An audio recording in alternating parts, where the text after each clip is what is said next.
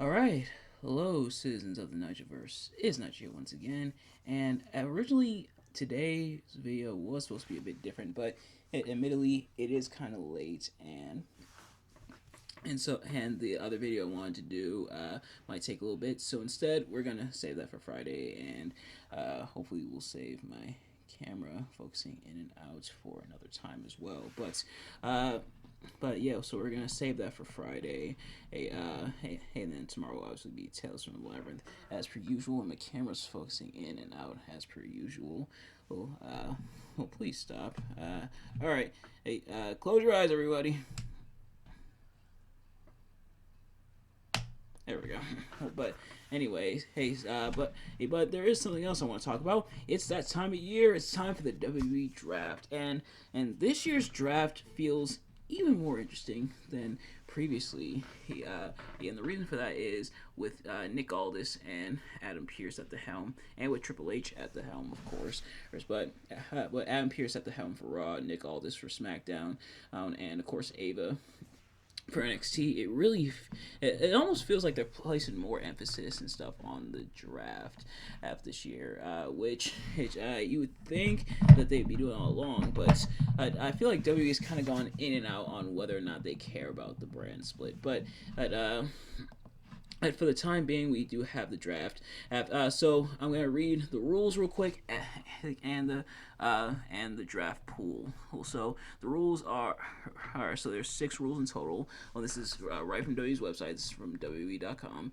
It starts on Friday and continues on Monday. But the rules states. Champions on each brand will be protected and are not eligible to be drafted. As a result, Damian Priest, Becky Lynch, Awesome Truth, and Sami Zayn will remain on Raw, and Cody Rhodes, Bayley, A-Town Down Under, and Logan Paul remain on SmackDown.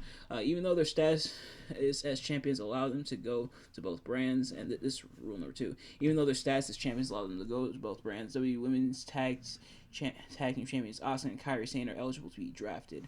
They will be assigned to that brand if they lose the titles. Number 3 is Friday's SmackDown will feature 4 rounds of draft picks being announced. Each round consists of the brands making 2 picks apiece for a total of 16 picks being announced, 8 for SmackDown and 8 for Raw. Rule 4 is Monday's Raw will feature 6 rounds of draft picks being announced.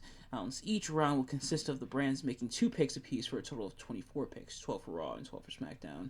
Rule number 5 is SmackDown will have the first pick on Friday, and Raw will have the first pick on Monday, which makes sense because of the respective shows. And then rule number 6 is rosters will go into effect on Monday, May 6th, 2 days after Backlash France. So it does seem like quite a bit of rules, but none we haven't seen previously. And then the eligible draft pools for Friday are AJ Styles, Alba Fire, and Isla Dawn, Alpha Academy, that being Chad Gable, Otis Akira Tozawa, and Maxime Dupree, Andrade, Bianca Belair, Braun Breaker, Cedric Alexander, and Ashanti the Adonis. You remember they were a tag team? Yeah, me neither. Ivar, Jey Uso, LA Knight, yeah.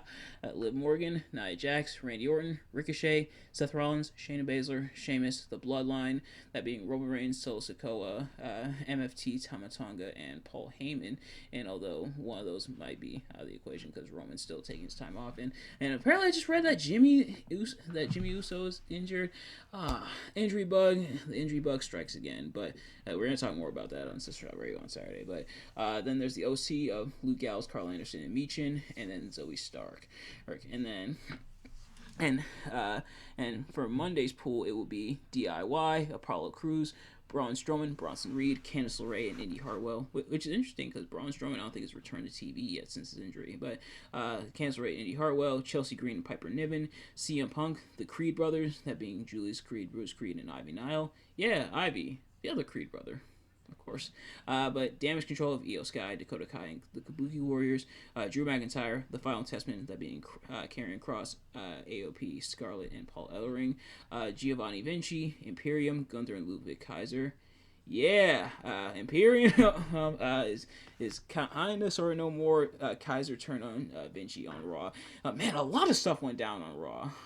We may or may not talk about that. But anyway, there's Naomi, Natalia, the New Catch Republic of Pete Dunne, Tyler Bate, the New Day of Kofi Kingston, Xavier Woods, Odyssey Jones, Pretty Deadly, of aka Ellen Prince and Kit Wilson, Shinsuke Nakamura, Tegan Knox, The Pride, Bobby Lashley, the Street Profits and B-Fab, and Tiffany Stratton. And on both nights, NXT Superstars will be eligible to be drafted.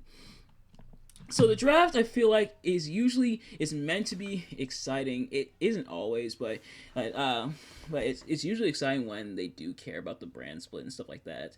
Which I mean, I know some people are kind of opposed to the brand split, but I mean, if you're gonna do the brand split, at least commit to it. But it seems like they may be committing this year.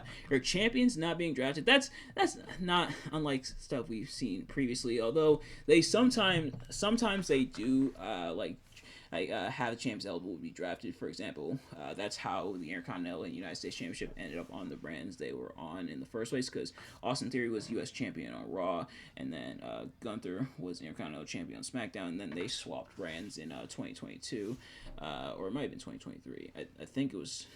No, yeah, I think it was 23. I think it was last year where they swapped brands, and then. And of course, in 2005, when the WWE Championship came to Raw, and then the World Heavyweight Championship came to SmackDown after they reversed. So sometimes they do that, but I guess this year they're not doing that. So who will be drafted? Who will go to what brand? We'll find out. I'm kind of excited. I am kind of interested to see, like, will I watch the draft live as it happens? I'm not sure. Like, I used to watch it as a kid. Like, as a kid, I used to be hyped for the WWE Draft. Like, especially. I truly felt unpredictable, like when like Triple H went to SmackDown, or when like CM Punk went to Raw. I think he got drafted from ECW over to Raw, or even when John Cena went to SmackDown and then Raw in the same night. So sometimes the draft can be exciting, but like if you're going to do the brand split, if you're going to do like drafts and stuff like that, actually commit. WWE, like, don't just have people showing up on whatever brand they want to. Like, hey, if you're gonna commit to it, actually commit to it. If you're not, then don't do the brand split. But yeah, so I am interested to see where they go and who ends up where. Who would I like to see end up where? Cody, looks like Cody is going to be on SmackDown, which they said he would now that he's Universal Champion. It makes sense, so they're going to keep the World Championship on Raw, and Damian Priest, of course, is the World Heavyweight Champion, so he's staying on Raw and everything. But it's seeing like I do want to see what some of the superstars do on other brands. Like I don't think they're gonna do Jay on SmackDown just yet. I think they're gonna probably hold out for Bloodline versus Bloodline when Roman comes back around, and then. Seth Rollins going to SmackDown, I think would be interesting. Although he's probably going to be out for a little bit, and yeah, we'll talk more about that. But even like, I was gonna say Judgment Day, but Judgment Day at least part of them is gonna stay on Raw because of Damian Priest. Although apparently Damian Priest doesn't need the Judgment. I told you, man, a lot happened on Raw. A lot went down on Raw. But let me know in the comments, where do you guys want to see the people get drafted, and who do you think is going to be drafted? Who do you think is going to be drafted up from NXT? I think the NXT draft, the call-ups are going to be like Carmelo Hayes or Ilya Dragunov, who just lost the NXT title to Trick Williams. So congrats to Trick Williams for winning the NXT championship last night on NXT.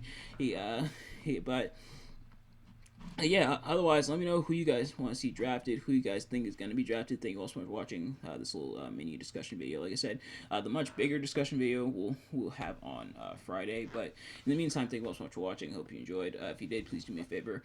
Like, comment, subscribe, share with your friends.